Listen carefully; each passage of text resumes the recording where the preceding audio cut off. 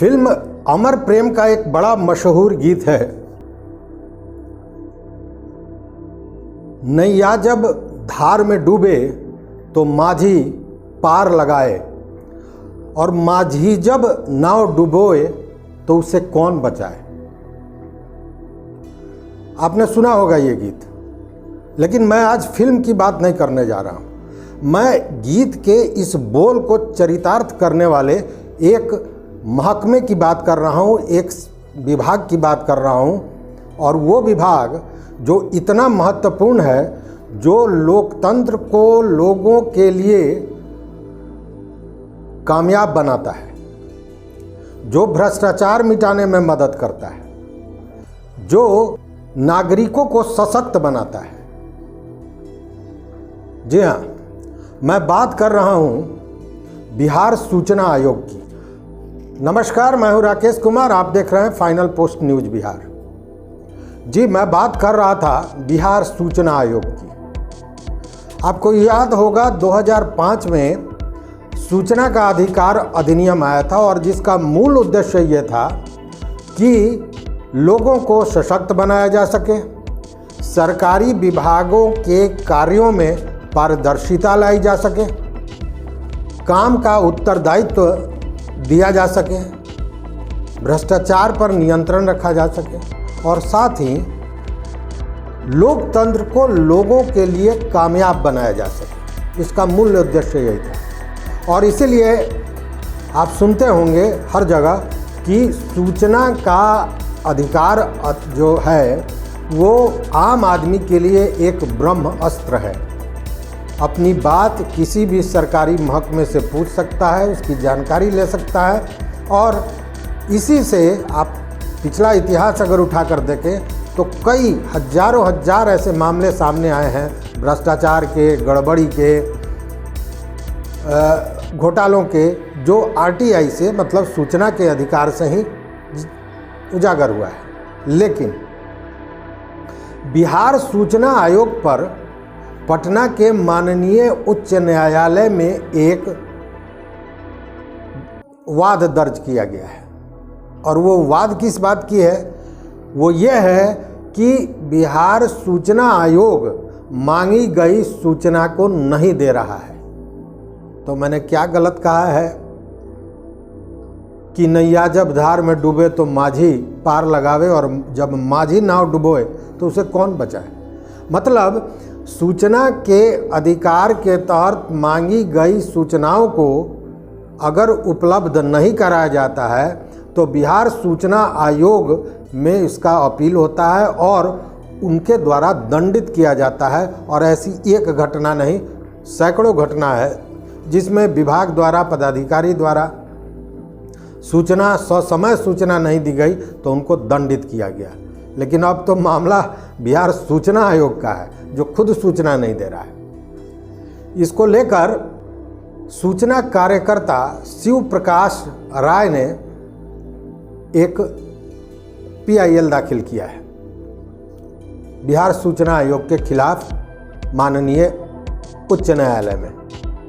और ये जो पीआईएल दाखिल किया गया है वो आरटीआई एक्टिविस्टों की एक संस्था है, नागरिक अधिकार मंच, उसके द्वारा किया गया है।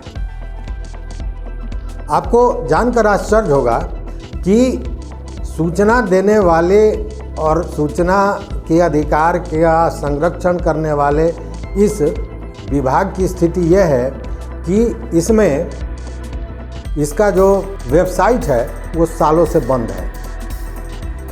अभी तक लगभग 30,000 मामले लंबित पड़े हुए हैं। सुनिए आरटीआई एक्टिविस्ट नागेंद्र जायसवाल की ये बातें।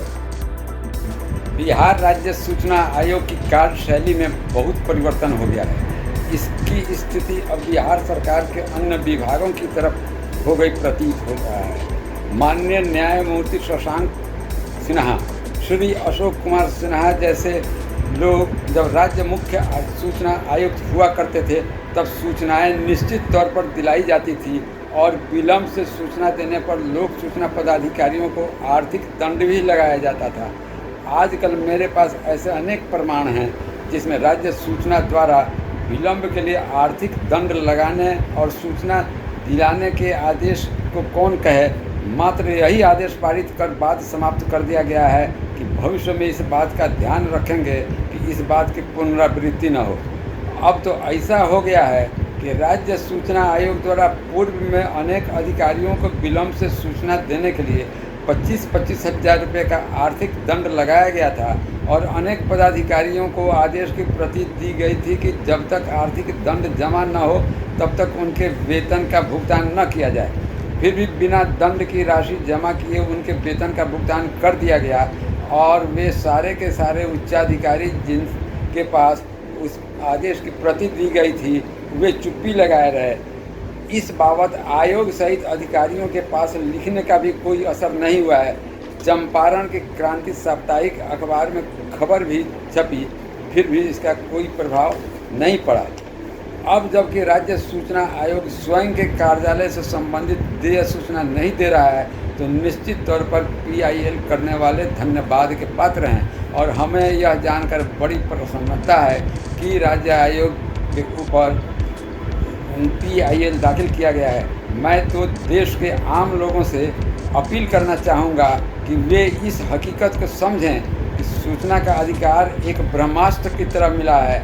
इसकी रक्षा के लिए उन्हें जितनी कुर्बानी देनी पड़े देने के लिए तैयार रहें, परंतु इसकी रक्षा अवश्य करें। सूचना के अधिकार के तहत केवल सूचना देना ही नहीं, सूचना मांगने वाले RTI एक्टिविस्ट जो हैं उनकी सुरक्षा का भी भार होता है सरकार पर, लेकिन ऐसा नहीं हो रहा है। तो अब स्थिति ये है कि जब राज्य सूचना आयोग की स्थिति इस तरह की है कि वो खुद सूचना नहीं दे रहा है, चूँकि यहाँ जो RTI एक्टिविस्ट शिव प्रकाश राय हैं उनका ये कहना है कि वहाँ पे लंबे समय से कुछ पदाधिकारी और कर्मी पदस्थापित हैं और इसी की जानकारी मांगी गई थी बिहार सूचना आयोग से, लेकिन उनको ये सूचना नहीं दी जा रही है।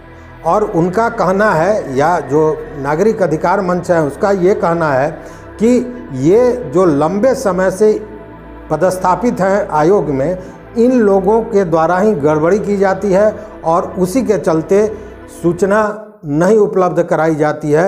और विभिन्न अन्य विभागों में जब सूचना मांगी जाती है और वहाँ से जब सूचना नहीं मिलता है, राज्य आयोग में उसकी अपील की जाती है, तो बिना वाद को समाप्त किए हुए, सुनवाई किए हुए ही उस पूरे मामले को बंद कर दिया जाता है।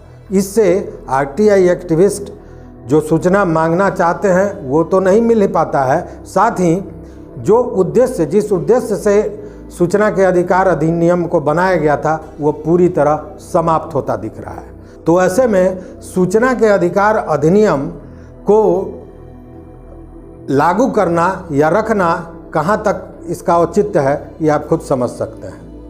नमस्कार।